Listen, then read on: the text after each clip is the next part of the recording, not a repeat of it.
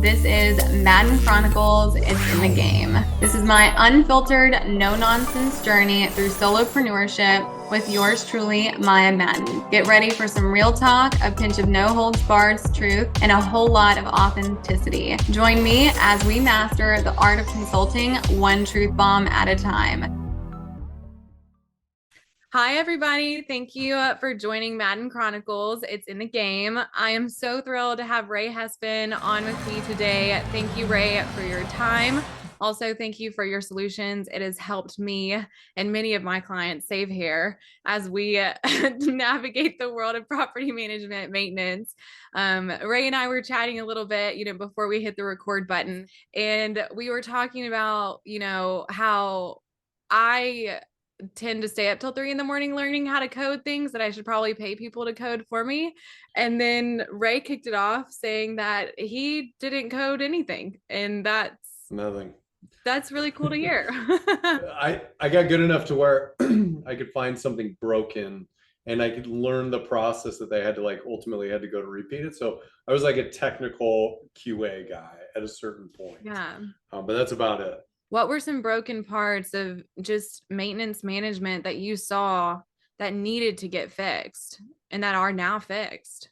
I'll tell you what was kind of interesting is I kind of liken it to, sometimes it can be hard in our industry is making the mental leap from whatever version we're at today. What is the inevitable version that the free market's going to tell us, right? Like, we know what drives the free market: lower cost, better quality product, right? So when you even think about like a technological leap, sometimes it's really hard to if the next version when we're used to being on horses. And like the old Henry Ford quote is if we ask customers what they want, they would ask for faster horses. And so I think one of the biggest and most difficult things to do was to predict that next market and then just figure out what did you have to do to get there, and why hasn't it been done before, and what was broken about the thought process, what was real life limitations. And so I don't know if I can think about necessarily in the career of Property Meld on that, but I do know that there were more than a handful of times where we either almost made one of the most catastrophic changes to our product and didn't, or we took a bet on something that we didn't think would really take off and it worked really well, and we're incredibly thankful for it today. So more hindsight probably. So why don't you give some of my listeners, because I'm in the property management vertical, but I also work with a lot of general contractors that would benefit from a solution like Meld, and software adoption in that industry is growing. Can you talk at a high level what Meld does? Yeah. So basically, when you run a property management firm, you have multiple customers, you have your residents, and you have your investors. And your job is to make everyone happy, which sometimes thinks a little counterproductive, trying to keep the residents happy, yet the investors want me to not spend any money. And so you're really playing this game of optimizing. And so if we think about our process today, maintenance is, I get a repair request, I troubleshoot it, I give it to somebody, I make sure it gets scheduled, I make sure it gets done in a single trip, I make sure the resident's happy, and I collect all the financial information. This is what I got to do. But if you were to ask a lot of property management providers, maybe not using our product, that's really hard, making sure that it happens. And by the way, if you run, for every 100 units, you're going to have that happen 40 times a month. And so what our platform does is it automates the troubleshooting, it automates the scheduling, communication, verification of completion, and does so in a way that gives really, really great visibility to the property manager about what's happening. I think that's so important. I got off a discovery call the other day with an owner operator who manages a very large commercial building. And he was like, my unique selling proposition and my positioning is I can help people run their budget. And I'm like, okay, what is the bottom line profit that we have to repurpose into the business? And he's like, I've got no idea. And then, we dove into a lot of other financials that were related to the upkeep of this giant commercial building in Florida. I mean, he's got a bunch of companies in there signing 7-year leases, which is pretty wild and pretty cool. And I find these gyms in the outbound world. And then, apparently me and Ray come to find out that I refer them to him all the time by accident. Um, I mean, I'm just wanting people to have the best toolkit at the end of the day. So when I do a software stack analysis or I do an analysis on the budget and realize, oh, wow, well, you're spending X amount in labor, you're not tracking your time logs properly, you've had the same tool been bought 10 times this month. Why is Joe's like truck such a mess? Those little parts of it eat into so much. And so after we completely cleaned up everything that was going on, he had $36,000 worth of net profit to then repurpose back into the business, and he's only 3 months in and it's his first commercial property. So I think that's pretty awesome. Yeah. It's his first one and he's got, I can't think off the top of my head how many square feet exactly, but like we went from I don't know to now I know, and now I know where that funding could be allocated. And I think there's so much potential, when it comes to GCs and commercial to utilize softwares that do that work for us so that he doesn't have to, go to the finance girl and get her, to go and do the inventory of Joe's truck, which is not her job. Her job is to make sure Uncle Sam doesn't kick the door down.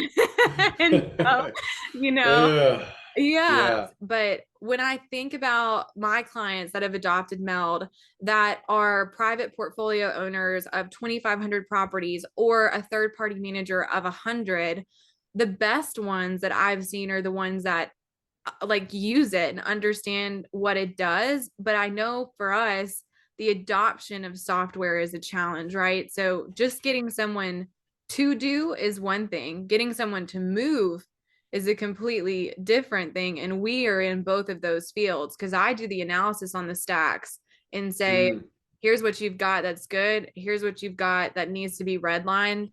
And that adoption move is a huge challenge.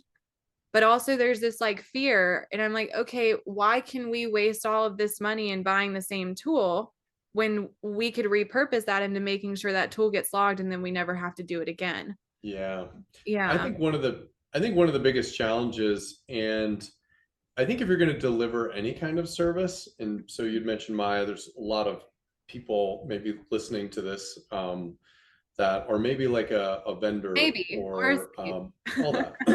So, but one of the things, like if you look back in software, so our platform captures an immense amount of maintenance data. But every field that we capture has always been able to be captured, or a lot of it. And so one of the things that's really important is like ease of use is a way, way underrated, way underrated.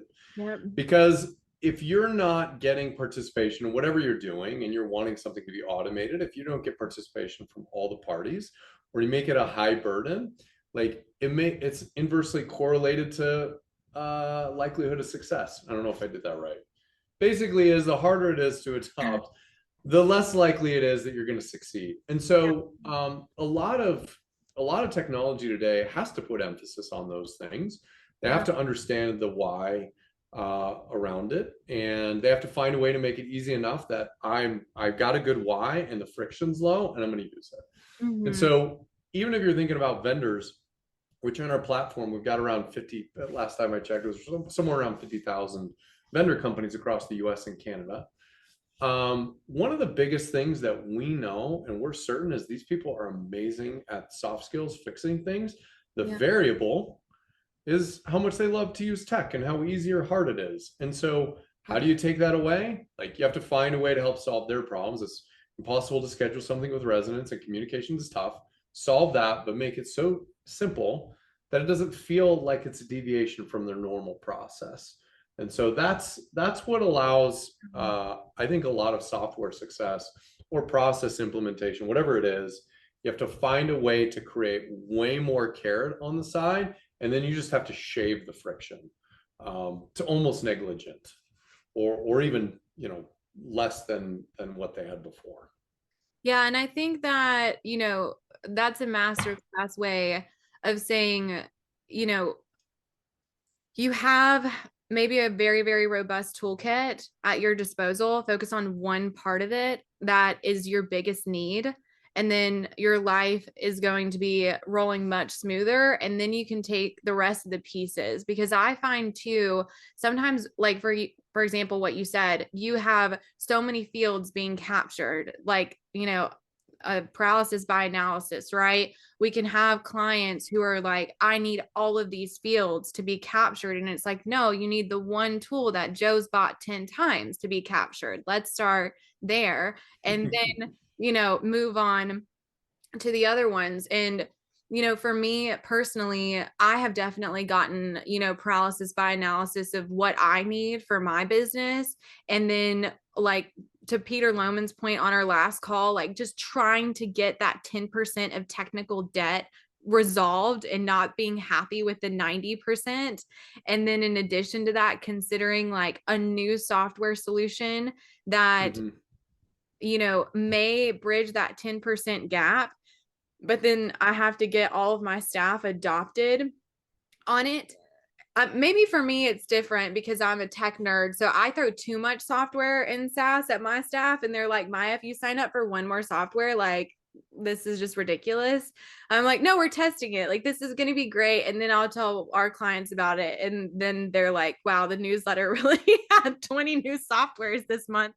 Like, it's not like, do I need to track everything? No, I actually just need to have that one tool quit disappearing. And if that one tool quits disappearing, I get 36 grand back or whatever the number was. Those were different And use cases, but he had an issue. The commercial guy had an issue with the staffing that was coming to clean the commercial property. And there mm, was a lot of hours being logged that were additional hours that were not mm. real hours. And I'm like, well, you have wise cameras all over this place. Like, can we just take an hour and look at these time logs and just click through? And like, no one's in the building. And we're like, well, yeah, I don't think, all of these hours are accurate. But that's another point of like, he was very overwhelmed looking at his own P&L and knowing what to even start looking for or redline. And maybe it's my fresh eyes or the fact that I do have my own subcontractors and I'm currently getting the 7th brick and mortar store ready for launch. We are almost there with Santos. So that's exciting. The Montclair location will be open here in a couple months, Lord willing.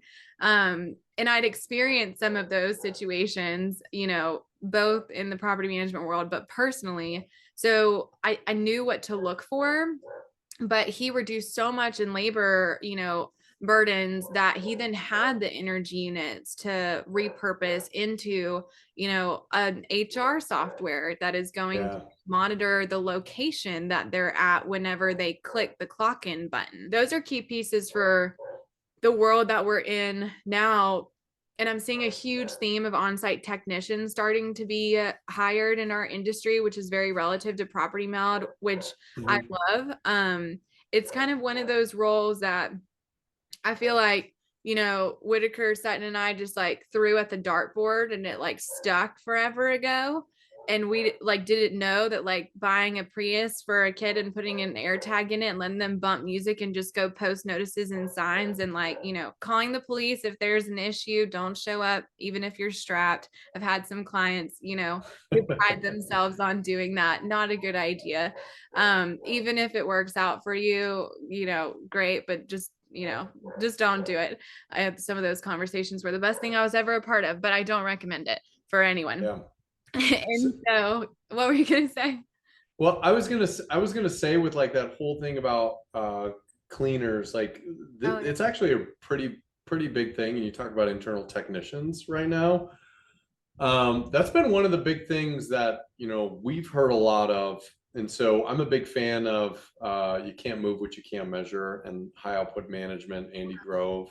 And so like imagine those being your employees. Like I get it, he's talking to a contractor, but it really doesn't make any difference. yeah. It's how much are they getting done? How happy is the service being delivered? And am I still making good business decisions?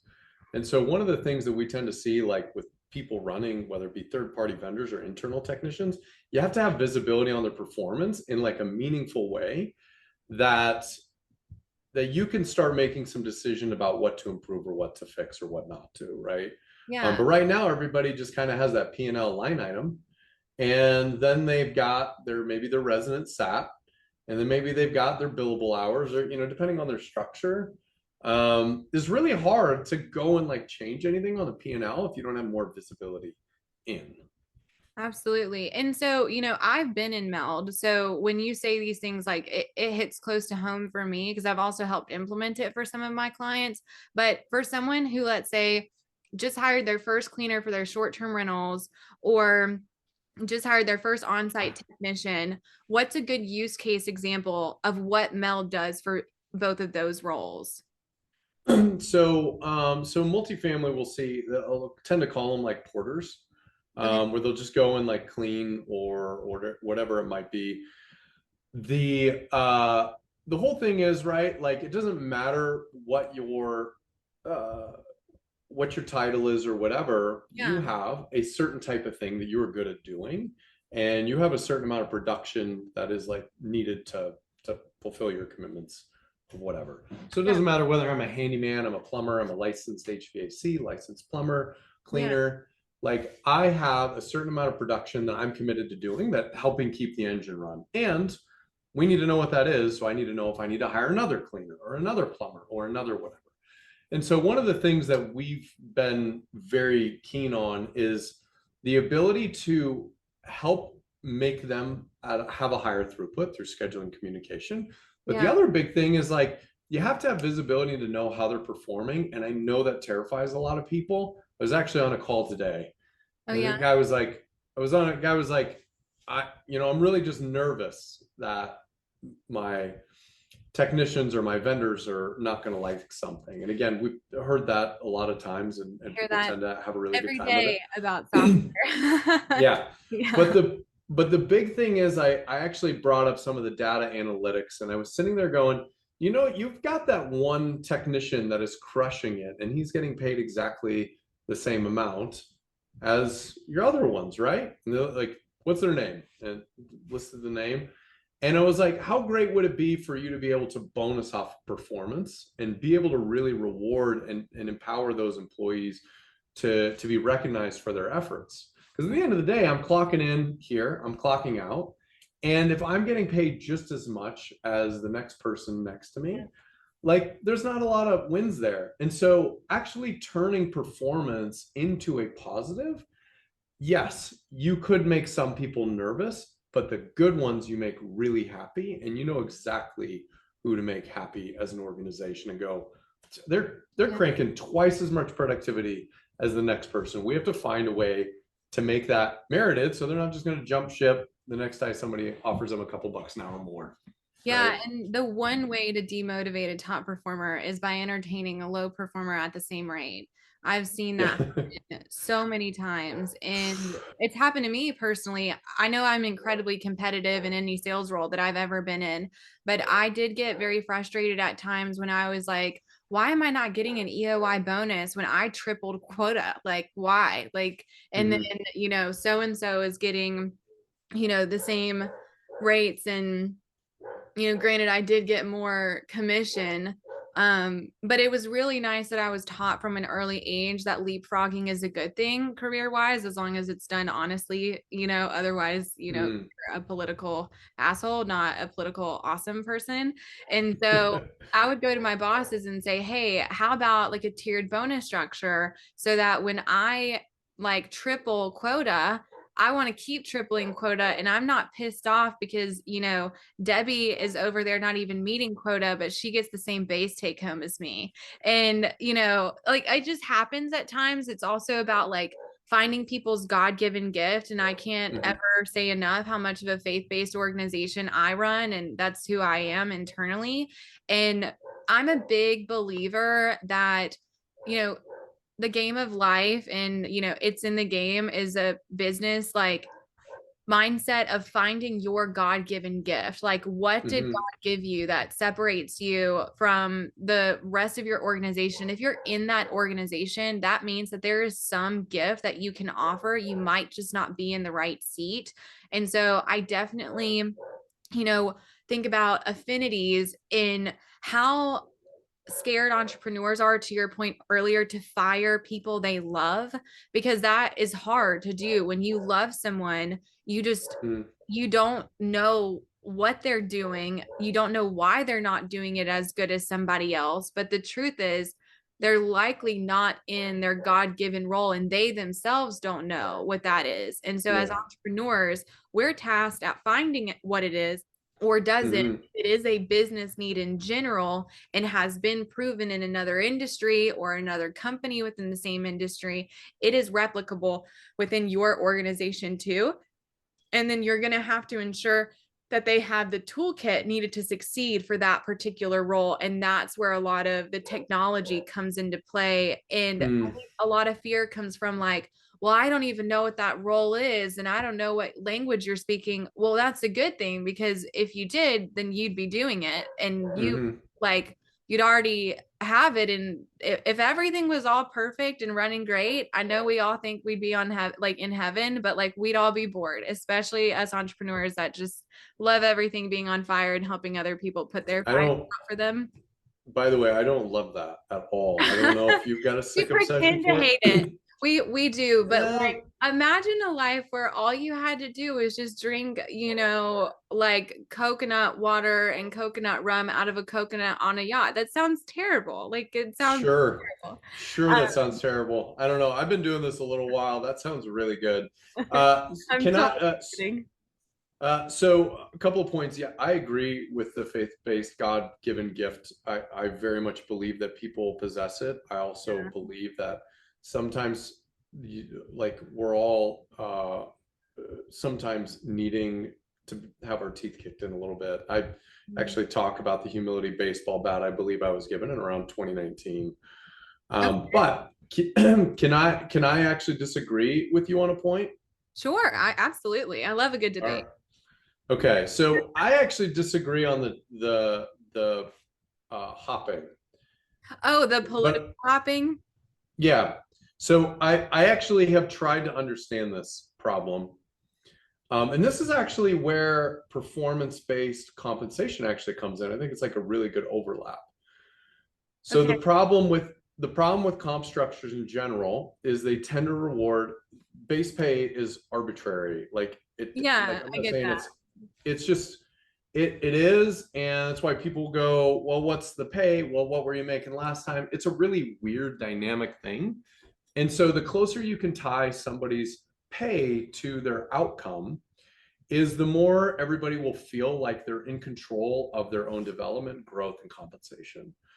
And so if you do have like technicians and you continue to shift more performance based pay, you have the ability to incrementally gain raises every month, every year, whatever, Hmm. because you're able to do that. So then if you have more organizations that are running more performance based comp, the reason people tend to do it a lot of times, sometimes it's to go get more exposure elsewhere. And that's not always bad. I think that can be very healthy. But if you're looking in the realm like 2 to 3 years, a lot of the times I still don't believe a lot of people have developed mastery in a given craft. And as a matter of fact, if you're a big Malcolm Gladwell Outliers fan, the concept is all of us, as long as we have a certain IQ level, Hmm. possess the ability to become masters at about anything with time. And so when you move to another organization, if you're not being challenged or not whatever, then you're going to lose 6 months, 1 year of potentially development time, because now you're trying to introduce context and to redo it.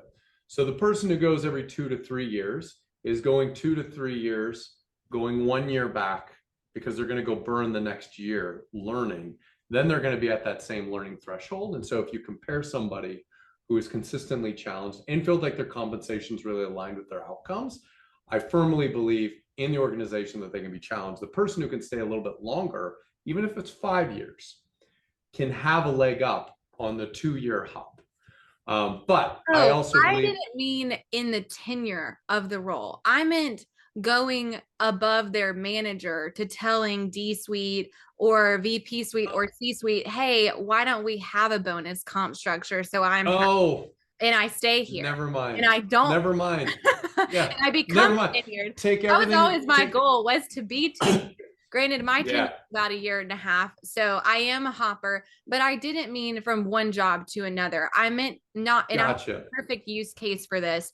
Um, I recently let someone go that was very close to my heart, whom I really, really care about, but it didn't work out. And again, that fear of firing in order to reallocate funding to other areas of the business, like software that were needed, that those decisions were based on softwares that were bought for said role that did not get adopted. And so now we're repurposing all of that, human labor costs into softwares needed for other roles within the organization. But I had one of my lower level employees, in the sense of like intern to C suite, tell me they were scared to tell me what was going on because I was the business owner, right? And like, I think people like you and me, it's like I'm in the coffee break room so I can hear what's going on. Like, let me know what's happening and don't ever be scared. And that was one of my favorite experiences at Landing was like, I'd go into the coffee break room and like Bill would be there. And I'm like, it's not a coincidence looking back now that he was in the coffee break room at my break Mm. 3 times a week. But it took me 4 months to finally just let go. Like he caught me on the right day and he asked me the right way because he always asked me, like, how are things going? Because I reported to him directly for my first 4 months and then the COO and then the VPS that we had at the time. And um he just asked me the right way that day and I was like, here's what's absolutely messed up and like it's got to get fixed and here's the solution. I've got 3 different potentials, but like here's the one that I think is going to work the most. And he goes, well, okay, we're going to do it. And I was like, no, it already got vetoed. And he was like, well, no one can veto me. And I was like, all right, well, if you'll just like put that in the Slack channel, like that'd be great. But that's what I meant by political hopping, like on the internal chain of command. Mm, I I do got you. agree with you. I think if I had, you know, maybe not gotten in so many fights with Whitaker and stayed longer and maybe, ridden the wave of Landing longer, I have no doubt I would have learned more. But I was like, I was ready for the next carrot. I was looking for Yeah. the next high. And you're so right. Like that stability is something that like when I am up at 3 in the morning, like trying to figure out how to perfect my Ruby code instead of like hiring a coder, I wish I could learn, what would have happened in year 3 when Bill built his own CRM solution? How did he do that? Like I got to learn how to build an internal gig app. And if I had Mm, not had that experience at Landing, I wouldn't have ever even thought about bringing something to market in my other country, yeah. which was really needed. And property management there is just beginning. And a lot of it's private. So we have about 20, it's their version of Airbnb. Like it's the Mhm. Guate version of it.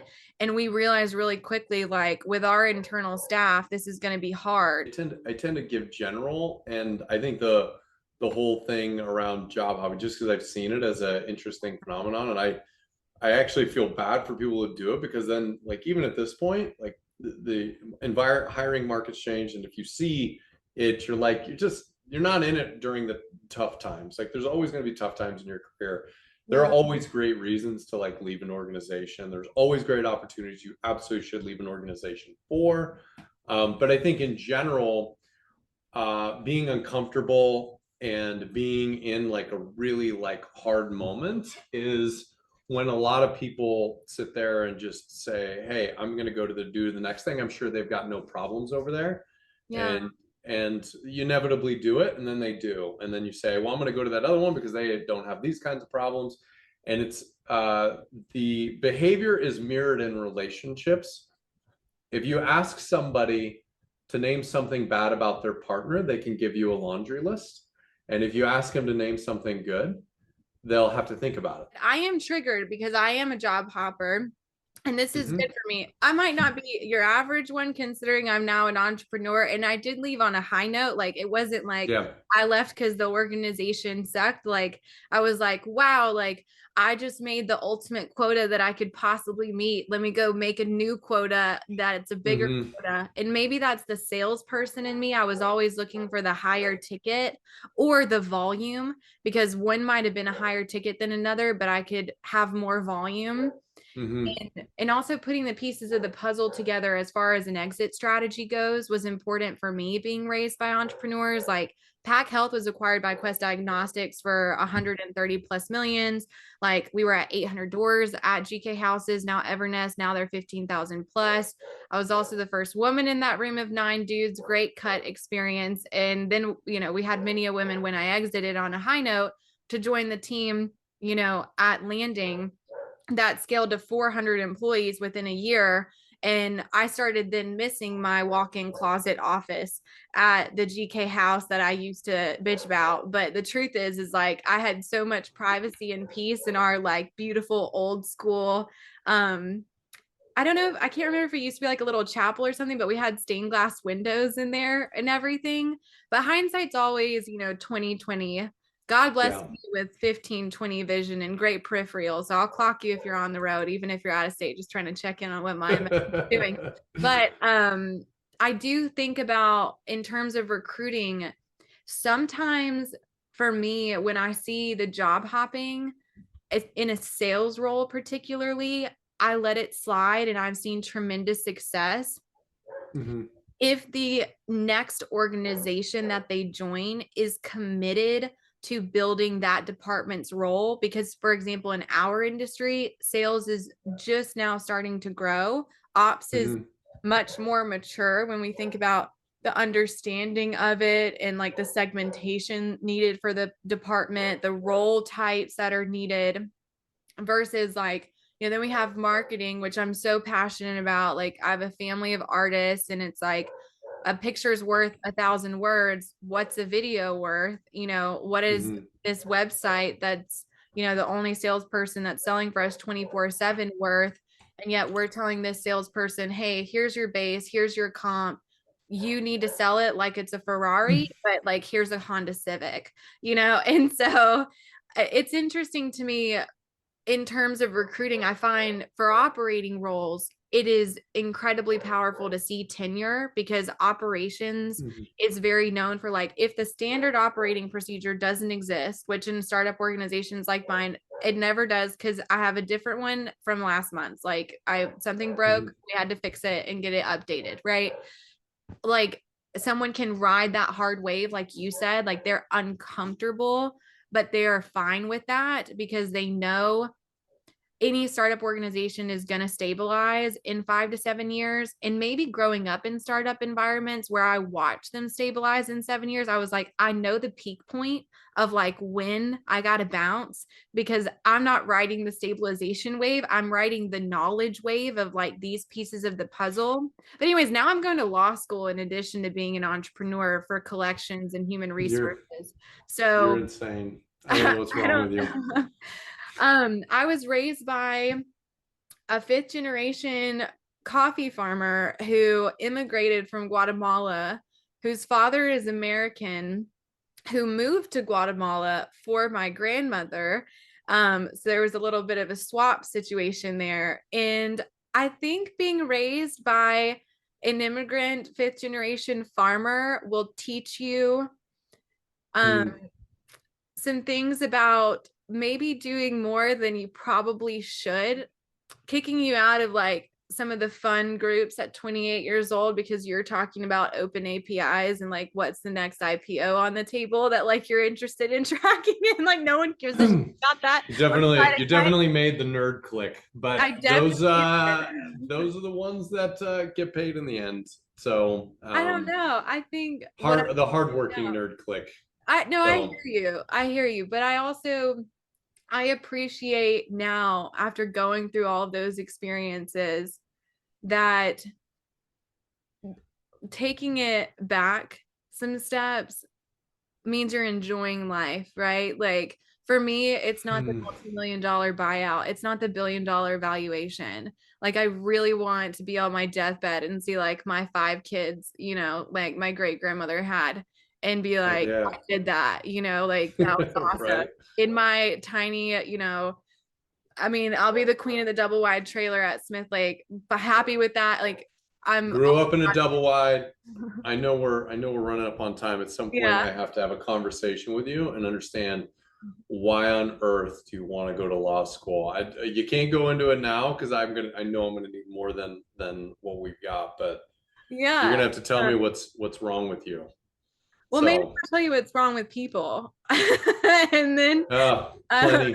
I would say in general there's plenty, and you learn what's worth your time and what's not. But I get I it. really want to advocate for people is the short answer. I really want to help Mm, position people to, you know, thrive. And I think my experience in our industry, which I love, has led me to want to see more diversity and inclusion in 10 years of women to be in those 5 to 8 years in property management companies. And mhm, there's just little pieces of the puzzle that are missing. And it's not necessarily for me to like go out and like, be some sort of like prosecuting attorney. Like, I mean, no doubt would I I probably can see want to it. do it once? Sure.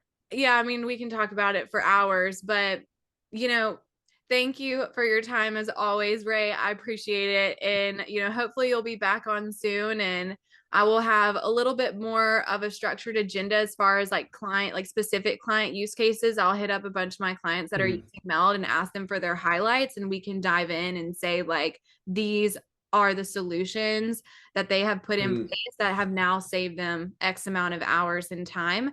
And then maybe we'll even talk about X, because I don't know what X is. So, Yeah. So thank you I for love being it. on with me today, Ray. I appreciate Hey, you. thanks, Maya. Appreciate it. Bye.